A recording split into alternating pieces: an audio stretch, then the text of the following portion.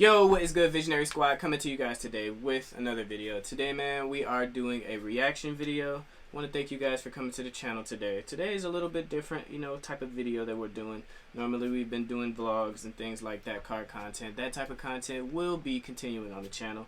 But I also want to make sure that we go back to the roots of why this channel started. And we bring it back to the fashion, So today, I want to make sure that I make and announce this video and show tribute to Vivienne Westwood because she passed not too long ago, a couple months ago. And I want to make sure I commend and recognize how much of a large impact she made on fashion, how much of a large impact she made on my style personally, and just the fashion culture in general. Honestly, an amazing and incredible designer. One of my favorite designers, as you guys can see here. I got a couple of pieces right here. Got a big Vivi and a little Vivi, to commemorate for this video today. Now, today we are going to be doing a video reaction on a Threaducation fashion informational, educational informational type of video. I've done one of these in the past before. It did pretty good. So I wanted to make one of these videos because I actually had one of you guys reach out to me and tell me that you guys want to see more fashion videos within the channel, and I definitely agree with that because that's originally where the channel started at, and I don't want to get too caught up in creating the car content because it does make the channel do good, which, by the way, if you guys are into cars, car content, mods, car meets, things like that, make sure you guys check out my other videos. Also do POVs of just driving the car, no talking, just straight action. So make sure you guys go and check that out. I got some things coming as well for the car. Actually looking at one of the things right there on the table that you guys are sitting on. But let's get into this video. Don't want to be talking too much. Already have started the screen recording on this Threaducation video. We're gonna get into it. If you guys see me looking over here, it's because I got a mirror set up right there just to kind of gauge and see what I'm doing and make sure I fix myself. I see my collar is a little messed up, you know what I'm saying, stuff like that, because you gotta look good for the video, you know what I'm saying. Make sure. Yeah, I know I'm looking a little rough. I need a haircut. It's all good. So I got the hat on, which, by the way, will be dropping fall winter Visionary Worldwide. Link for the website will be down in the description, and also all my videos will be dropping on Visionary Worldwide International before they drop here on YouTube, about an hour or two before. So make sure you guys are tuned into the website and also tuned in because I'm gonna have some stuff dropping this February. Looking at one of the pieces now. If you guys are tuned in, I actually dropped the Instagram reel today on my channel. So I done finessed a few minutes within the first part of this video. I'm gonna make sure I let y'all know down in the comments when the actual reaction starts, so you guys don't have to sit through me talking. Anyway, let's get into the video, guys. Also, if you see me looking down at my hand or my phone, it's because I have some notes and stuff to go through the video. I already pre-looked at the video, but I at the same time want to correlate what I'm talking about to the video and actually make it make sense, so I'm not just jabbering and going on like I'm doing right now. So I already started the screen recording. I want to make sure that I sync the screen recording to the video right here, so make sure you sync the video now.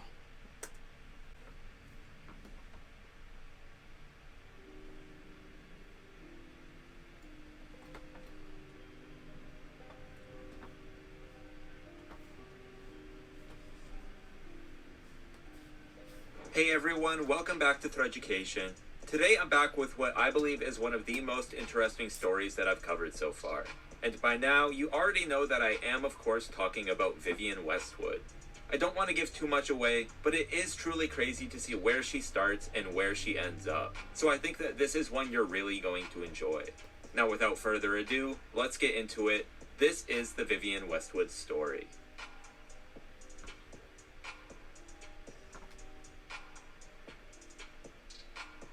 In 1941, Vivienne Isabel Swire was born in Derbyshire, England. With her father working as a cobbler and her mother working at a nearby cotton mill, there was nothing too out of the ordinary about her upbringing. One thing that I do want to recognize and talk about is something that I've noticed a lot in fashion designers is a lot of them have had family members or people that they're really close to that have been in the fashion industry, whether it be them owning a brand or working or knowing how to use some of the tools that are required within fashion as to related to like sewing or anything of that nature, boot making and stuff like that.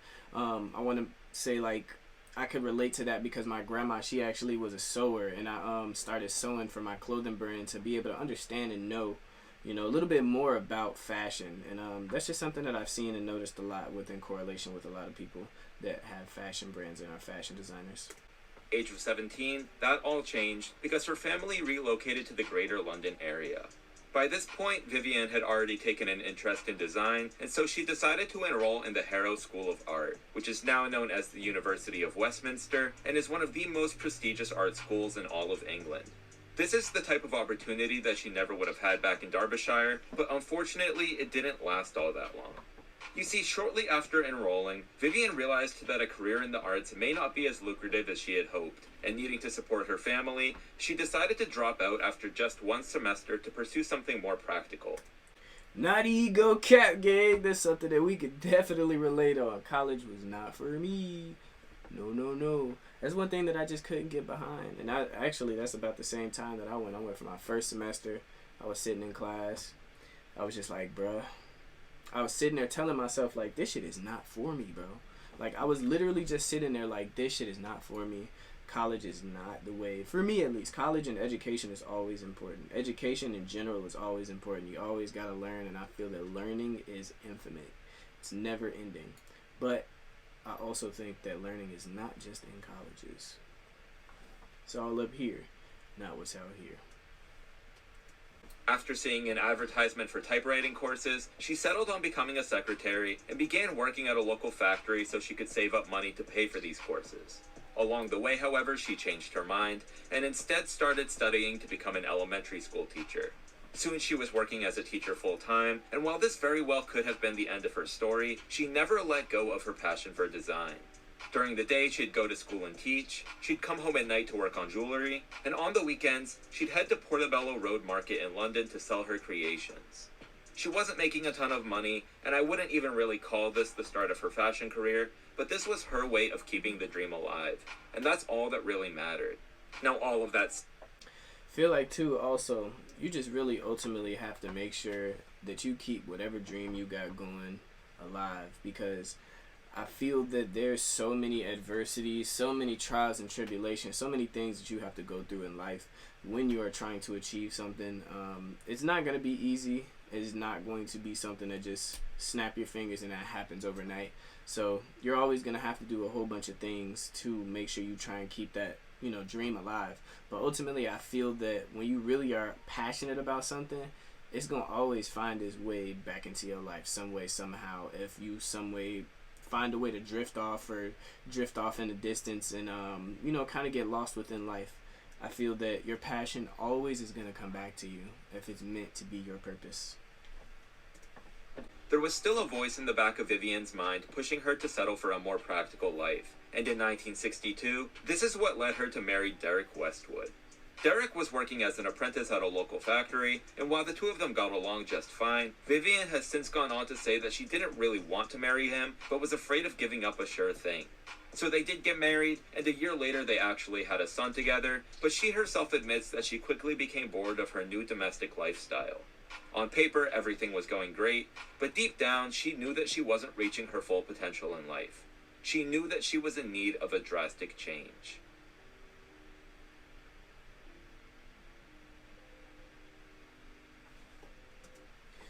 Also, too, I feel like if you don't, you don't live out your purpose, you're not going to be happy. If you're not doing what you absolutely love, like if I wasn't sitting here talking to y'all right now on this camera, if I wasn't sitting here doing this, I wouldn't be happy. I wouldn't feel whole. And I ultimately wouldn't be able to really fulfill my purpose or feel like I'm fulfilling my purpose, because one thing that I feel is my purpose personally is to provide content, to provide value, to provide entertainment, and ultimately just be an entertainer. I've loved being on the camera. I've loved editing. I've loved doing all of this camera editing, just internet stuff since I was a kid. So it's like if I wasn't doing this, I feel like I wouldn't be fulfilling my purpose. And I feel like that's where Vivienne got to, where she was doing so many things in her life that wasn't really matching up to really where she wanted to be. So she ultimately had to, drop everything and go and chase her actual dreams, because your purpose in life, like I was saying before, your purpose in life is literally going to find you, even if you think that it's not gonna find you. Like, I don't know if that makes sense, but your purpose in life is one of the most important things that you can, fester on and chase within your life. I feel like it's the only thing that you should really chase in your life.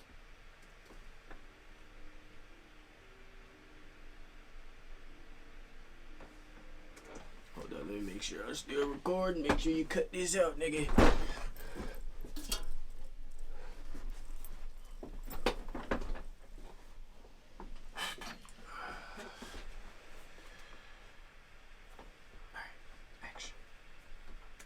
Vivienne Westwood's life changed forever when her brother, Gordon Swire, introduced her to one of his closest friends, Malcolm McLaren.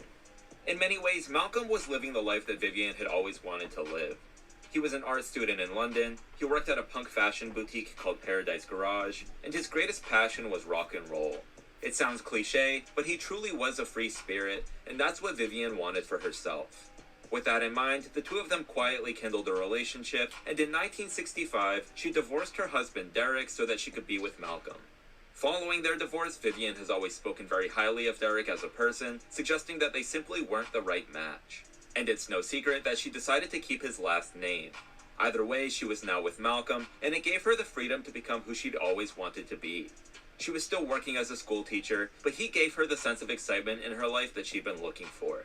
Little did they know, however, that this was just the beginning. You see, in 1971, Malcolm and his friend Patrick Casey took over Paradise Garage, meaning that the boutique was now in their full control. The first move that they made was renaming the boutique to Let It Rock, which they felt spoke more closely to the store's rock and roll-minded customer base. In fact, their intention was for the store to cater directly to members of the Teddy Boy subculture. Teddy Boy subculture is the term used to describe the British youth from this time period who were deeply immersed in the world of rock and roll. Beyond their shared love of music, this meant a collective spirit of rebelliousness and a very distinct way of dressing that included draped jackets, pencil skirts, leather, clunky shoes, and an all-around dark color palette. Honestly, this style, it reminds me of, kind of like West Side Story. I don't know if you guys ever seen that. But West Side Story, where it has retro jean jackets, the the jeans and slick back leather hair. Oh, I almost said slick back leather hair, but slick back hair with the leather jackets and then the comb overs and shit like that. That's what type of style that kind of reminds me of. Let's also not forget to mention a very specific, somewhat questionable hairstyle. What'd I just say? The point here is that fashion was a key part of the Teddy Boy movement, and Malcolm McLaren wanted to be at the forefront of it. Where does Vivienne fit into all of this? Well, she was the one designing a lot of the clothes that they sold in the store. This was her first real foray into becoming a designer, but she had a great sense of the style that people were looking for. For the most part, she was just making graphic t-shirts, but what set hers apart was how provocative they were. In fact, they were so provocative that I can't really show too many of them here. But let me just say that she had no problem pushing the boundaries of what was acceptable. And also let me say that she wasn't just doing this for shock value. Honestly though, to be honest with you, I feel like when it comes to fashion, bro, I feel like you always got to think outside the box. Because for certain things and certain businesses, doing what works for others and making that work for you sometimes works. But I feel like when it comes to fashion, bro, you always got to think outside the box. You got to do what the other people are not doing. You got to think about stuff that people aren't thinking about. You have to put things in perspectives of really you and your life and the things that make sense to you, because I feel like if you're trying to do everything like everybody else is doing, it's just not going to hit right. You know what I'm saying? It's just not going to hit right.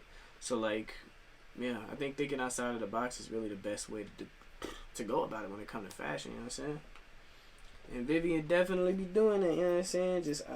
It ain't nobody else doing it like her, you know what I'm saying?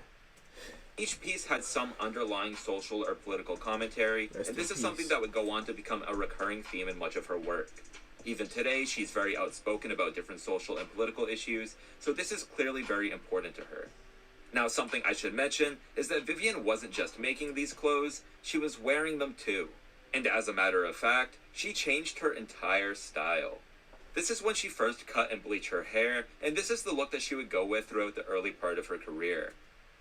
Honestly, bro, along your journey, I feel like you have moments you have moments where we all grow. Like, I feel like a lot of people, I feel like this in relationships too, is very important that you continue to ask your partner questions. You continue to ask your homies, your friends, your family questions about themselves, because I feel like we all go through life. We all experience different experiences throughout the, different sectors of our lives. And we ultimately change and we become not necessarily different people, but our ideologies about the life and the world change. And, I feel like this is what Vivienne was going through. Sometimes rebuilding, rebranding, and having a change towards things is necessary. I feel like it's something that is ultimately very necessary when it comes to a brand, because trying to do something continuously and the same all the time, I mean, you may find some longevity there, but it could get boring after a while. And over time, just like you change and evolve, your supporters change and evolve, and they get older with you. So changing, rebranding, and figuring out what works best for you, what works best for your brand, is, I feel, always necessary, in my opinion. You may be able to see it differently, but in my opinion, that's what I think. It may have been a bit radical, but that was okay because she had officially decided to quit her job as a teacher. Earlier in her life, she'd feared that a career in the arts wouldn't be reliable, but she had finally come to the realization that she'd never really know unless she tried. So just like that, Vivienne Westwood became a full-time designer. As she settled into her new role, she moved beyond t-shirts and began designing punk-inspired jackets, dresses, and shoes. This was great, but the more that she grew and developed as a designer, the more she started wrestling with the store's identity. As we just discussed, the reason that the store became popular in the first place was because of Teddy Boy subculture. But Vivienne had the foresight to realize that this was going to be a fad, and she even disagreed with some of the subculture's ideologies. To put it simply, Vivienne supported rebellion if it was for a good cause, but the Teddy Boys had come to support rebellion for the sake of rebellion. That said, she and Malcolm began thinking of ways to rebrand themselves, and in 1973, they decided to rename the store Too Fast to Live, Too Young to Die.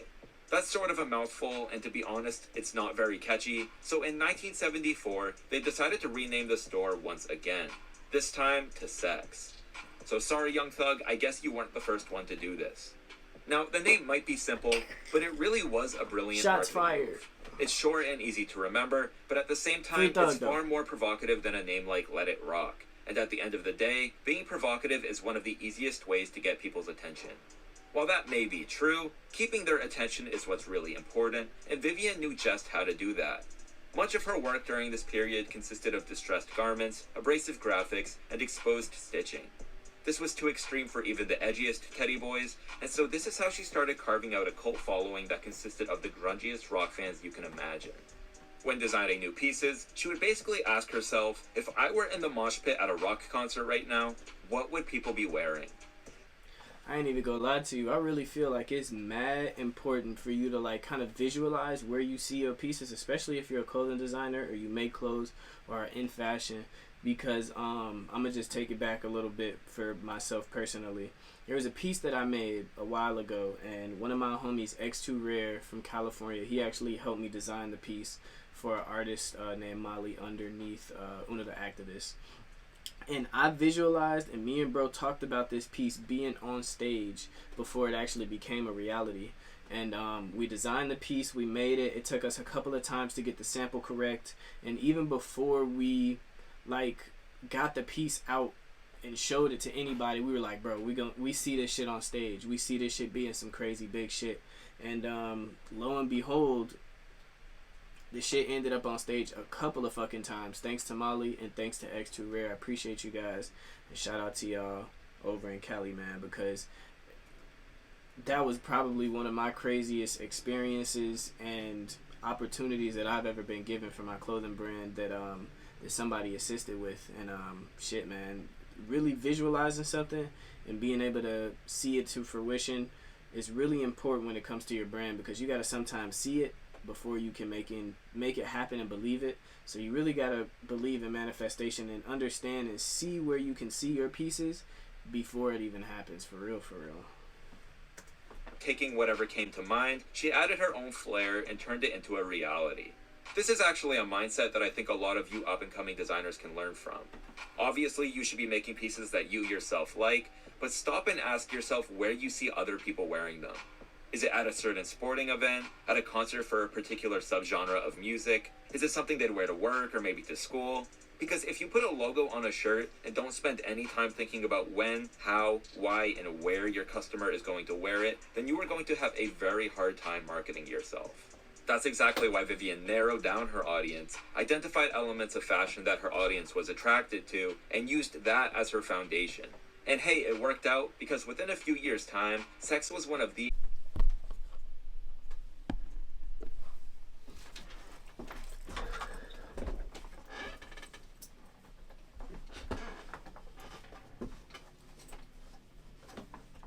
Yo, Visionary Squad. So the video actually cut out. It's all good though. I was pretty much done with the video.